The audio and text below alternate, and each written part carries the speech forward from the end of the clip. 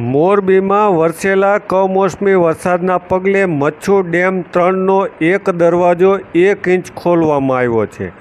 આમ તો ડેમ છલોછલ ભરાયેલો જ હતો અને તેમાં પણ વરસાદી પાણીની આવક થતાં 78 ક્યુસેક જેટલું પાણીની આવક થઈ છે અને 78 ક્યુસેક જેટલું પાણી હાલ નદીમાં છોડવામાં આવી રહ્યું છે. આમ મચ્છુ ડેમ 3માં પાણીની આવક થતાં એક દરવાજો ખોલવાની ફરજ પડી છે.